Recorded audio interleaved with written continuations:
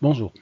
Donc ici, ce qu'on va voir, c'est le traitement comptable en fin d'année et son objectif, notamment concernant les stocks. Alors pour commencer, il faut préciser qu'en début d'année, donc en début d'exercice comptable, nous avons un compte stock de produits finis que nous avons ici, stock de matières premières, avec éventuellement le stock initial qui est ici. Donc c'est le stock qu'on a à la fin de l'année précédente. Et pendant toute l'année comptable, le comptable va enregistrer tous les achats. Donc ces achats-là vont être comptabilisés. Et en fin d'année, ce qu'on doit faire, c'est présenter un nouveau bilan et un compte de résultat. Le compte de résultat va concerner toute la période comptable pour tenir compte de toutes les charges de l'année et de tous les produits de l'année. Alors, en ce qui concerne notre comptable, il va devoir donc enregistrer les achats. Donc dès qu'il a une facture d'achat qui concerne les matières premières, là on n'a pas traité des marchandises, mais ça fonctionne de la même manière. Il va enregistrer à chaque fois l'achat, donc ce sera en 601, 601, 601. Pour les marchandises, ça sera 607. Lorsqu'on va vendre des produits finis, exactement pareil, il va enregistrer en compte 701, donc les ventes de l'année. Et en fin d'année, quand il devra présenter le compte de résultat, il faudra qu'il tienne compte de la production de l'année. Or, il a enregistré toute l'année les ventes. Et il faudra qu'il tienne compte des consommations de l'année. Or, pendant l'année, il a enregistré les achats. C'est-à-dire qu'on peut avoir consommé plus que ce qu'on a acheté ou moins que ce qu'on a acheté. Donc, en fin d'année, il va falloir mettre à jour notre comptabilité. Alors, dans le cas présent, on va partir d'une situation simple, celle où il n'y avait pas de stock du tout. C'est très simple. Le comptable a enregistré des ventes pour 20 000 euros.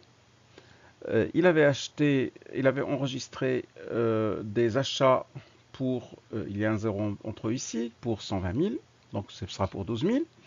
Il n'y avait pas de stock au début, il n'y a pas de stock à la fin, donc il n'y a strictement rien à changer au niveau de notre comptabilité. On aura les produits, c'est 20 000, et puis les charges, c'est 12 000, plus les autres charges éventuelles. Lorsqu'on va présenter le bilan, il n'y aura pas de stock, donc on n'a strictement rien à mettre à jour. Donc tout ce qu'on a acheté, on l'a consommé, tout ce qu'on a vendu, c'est ce qu'on a produit, puisqu'on n'avait ni stock au début, ni stock à la fin. La deuxième situation, donc ici le résultat lié juste à ça, c'est 20 000 moins 12 000, donc on a consommé 12 000 de matières premières et on a vendu pour 20 000 de produits finis. La deuxième situation, donc c'est à peu près la même, sauf que nous avons une vente bien sûr de 20 000, nous avons un achat de 12 000, mais nous avions un stock de produits finis de 3 000 et nous avions un stock de matières premières de 1 000. Et en fin d'année, nous l'avons ici, nous avons un stock final de 3 100 pour les produits et de 950 pour les matières premières. Si vous regardez très bien, vous verrez que au début de l'année, on avait 3 000 de produits finis. À la fin de l'année, on a 3 100 de produits finis. D'où viennent les 100? C'est forcément quelque chose qu'on a produit, qu'on n'a pas pu vendre. Donc, les 20 000, c'est une partie de ce qu'on a produit. Pour les matières premières, on avait 1000 au début de l'année, on a 950 à la fin.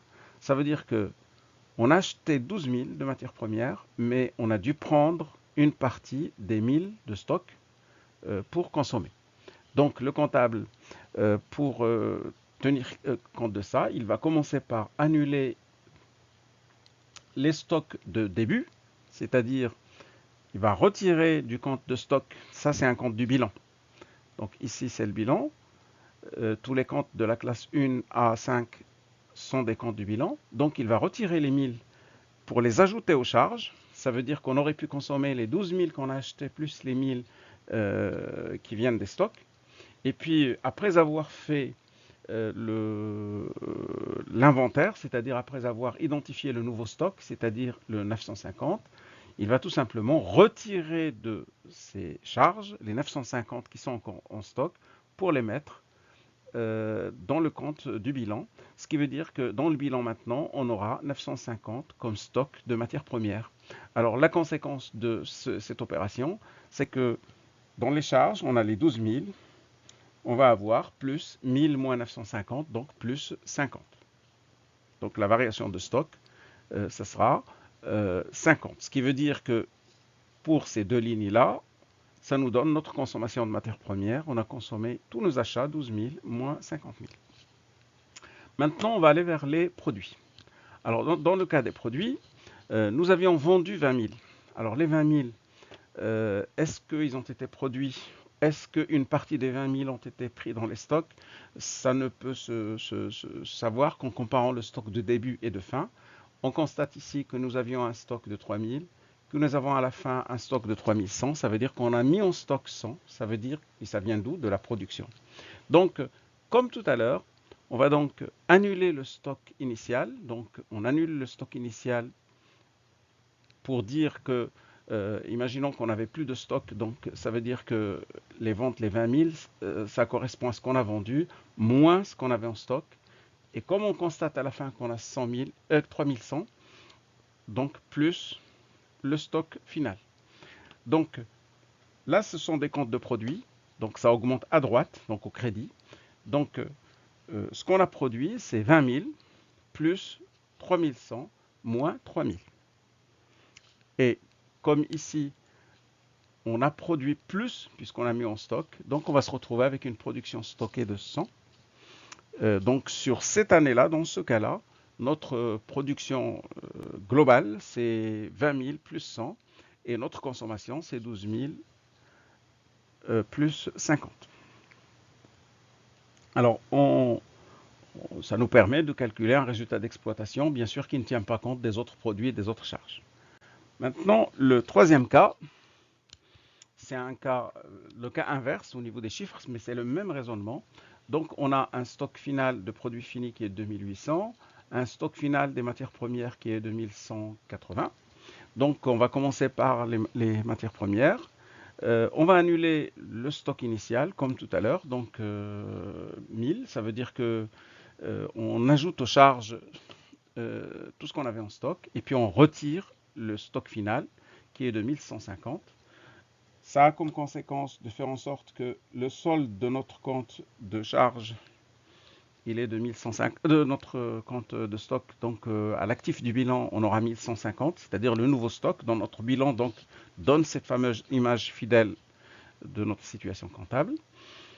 Donc ici au niveau du compte de résultat, par contre, comme on le constate, on a mis 50 en stock, on avait 1000, maintenant on a, 1100, on a mis 1150, donc on a 1150, c'est-à-dire on a rajouté 150 en stock, ce qui veut dire qu'on n'a pas tout consommé. Donc on aura ici un chiffre négatif. C'est tout simplement le stock initial moins le stock final. Donc on a consommé 12 000 moins 1000 moins 150. Maintenant pour les produits finis, il s'agit d'avoir le même raisonnement. Donc on va annuler le stock initial. Ce stock initial, il était de 3000. Et on va mettre le nouveau stock. Donc quand on va faire notre bilan, on va y trouver en stock final de produits finis 2800. Et quand on va faire notre compte de résultat, on aura la production qui sera égale à 20 000 plus la variation de stock. Il se trouve ici que ça sera un chiffre négatif puisque on aura 20 000 plus 2800 moins 3000. Donc la production stockée sera de moins 200. Ça veut dire que dans les 20 000, il y a 200 qu'on a pris dans les stocks.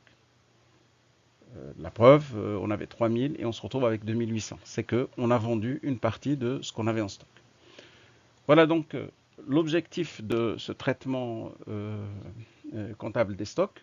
Donc on ne s'occupe pas des stocks pendant l'année comptable, on s'en occupe qu'à la fin de l'année et on doit corriger justement en annulant les stocks, les anciens stocks pour mettre les nouveaux. On doit corriger ce qu'on a fait pendant toute l'année où on enregistrait toutes les ventes comme si ça a été produit pendant l'exercice pour déterminer la production, et on corrige aussi les achats puisque les achats sont enregistrés, or tout n'a pas nécessairement été consommé ou alors on a consommé plus que ce qui était prévu. Voilà pour ce qui concerne les stocks. Évidemment, si on avait des dépréciations sur le stock initial, on les annule, on les reprend tout simplement. Et si on a des nouvelles dépréciations sur le nouveau stock, on les enregistre. Merci.